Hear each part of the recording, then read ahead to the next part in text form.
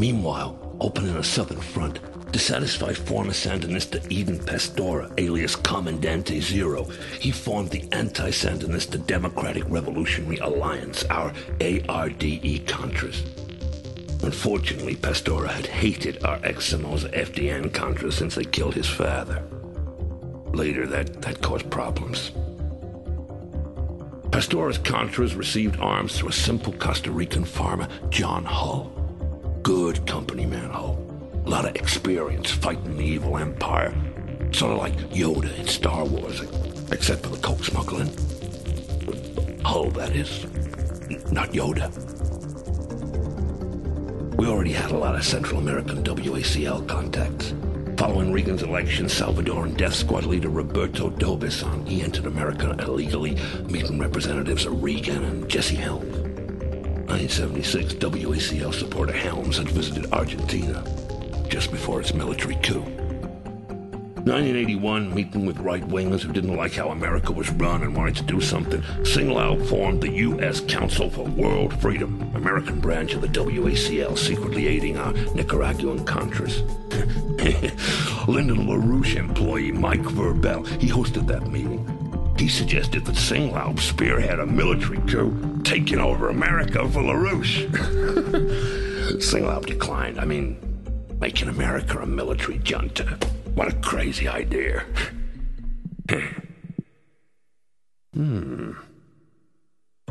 Anyway, our WACL ally Argentina had helped the country until 1982 when it got in the goddamn stupid Falklands War. Suddenly, Reagan's anti-communist Tutsi Maggie Thatcher is asking him for help against Argentina, who are training Reagan's Contras. Goddamn no-win situation, right? We offended Argentina, but places like Israel still trained our Contras. Everybody was in on the act. Even Felix Rodriguez planned Nicaraguan missions with North, McFarlane, and Donald Gregg. It's like the gang's all here, you know? 1983, we made the Pentagon give the Contras $8 million in military surplus, avoiding congressional limits on CIA spending. This operation, codenamed Elephant Herd, trampled that interfering bitch Congress underfoot, then trumpeted off to Nicaragua.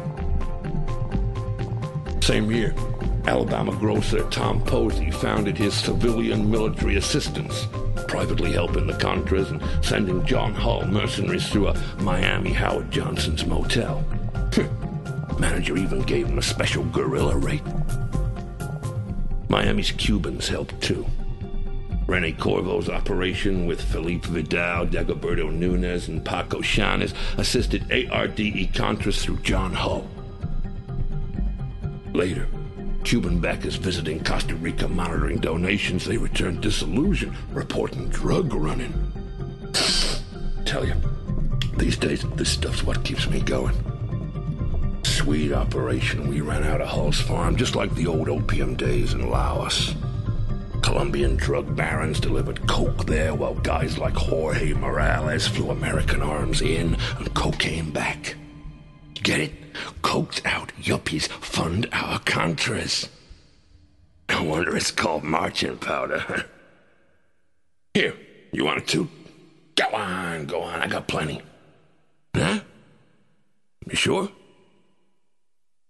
Suit your goddamn self. Morales shipped coke into Florida. Nobody checked the planes. Company orders.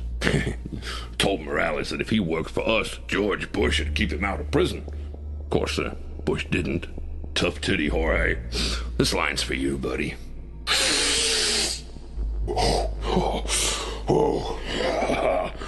All right. I tell you, Nunez and Chanes shrimp companies, they ran coke. Felix Rodriguez, he got the Medellin drug cartel to donate millions. Biggest operation in decades, and nobody could figure out how we supplied our Contras. Hey, let me tell you a secret. It's all done with mirrors. You know, we even produced a goddamn comic book telling Nicaraguans how to topple their government by leaving faucets running and phoning in sick to work. Guess it was like Captain Contra says, block a toilet for democracy. It's a great idea. 1983, Congress cuts Contra aid. Retaliating, we mine Nicaragua's harbors. Senator Barry Goldwater, he wrote, "I'm pissed off. This is an act violating international law. I don't see how we're going to explain it." We didn't have to. When the World Court demanded we compensate Nicaragua, Reagan just refused. What a president. Another sore point was a manual we gave to the Contras telling them how to assassinate civilians.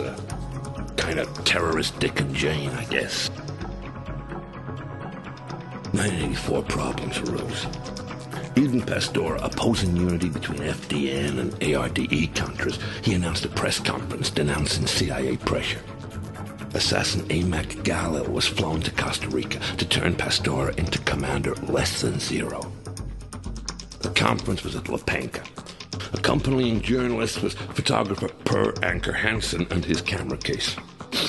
Funny, he didn't look Danish. Pastor started talking. Hansen put down his camera case, took a walk outside. Boom! Pastor survived. 5 journalists dead. Listen, over the years, a lot of Central Americans got killed. El Salvador, 70,000. Guatemala, 60,000. Nicaragua, Christ knows. Must be nearly 8 pools all told. 5 journalists? Shit. That's hardly a puddle. Following La Panca, Hull, Calero, and Posey discussed trying again. Like Project Pegasus, supposedly prefacing an American invasion. It never happened. Next plan was to kill U.S. Ambassador Louis Tams and blame the Sandinistas. Another non-starter. Worse, one Contra, worried about killing Tams, he asks a stranger's help. Unfortunately, this stranger's wife knows Martha, Honey's secretary. Honey's husband got hurt at La Panca. She's itching for leads. Somebody up there must really hate me, you know?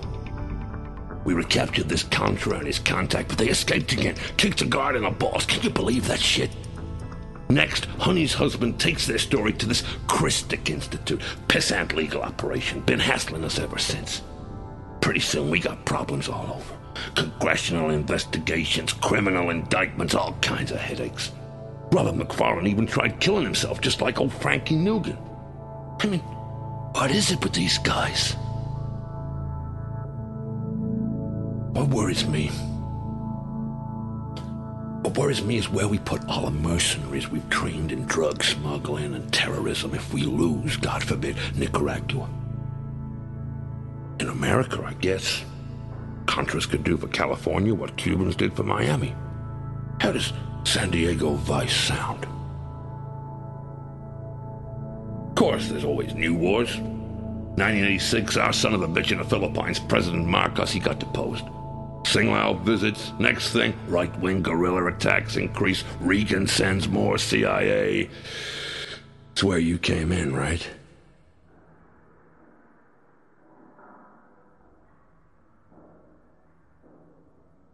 Yeah, it's business as usual. Always has been, always will be.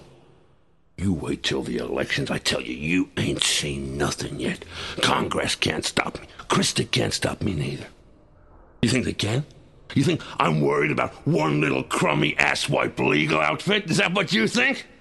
Because if that's what you think, buddy, then in my book that makes you a goddamn communist, capiche?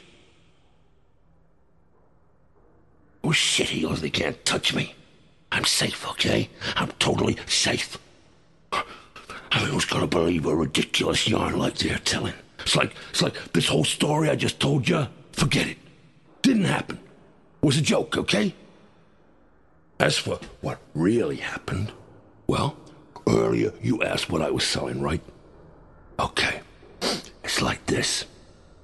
We never assassinated anybody, never smuggled drugs, laundered money, or conspired with criminals and dictators. What really happened? America protected the world. The CIA protected America. Shackley, Klein's, and the rest protected the CIA, and that is why they are goddamn heroes. That's it. That's what I'm selling. You buy that, don't you?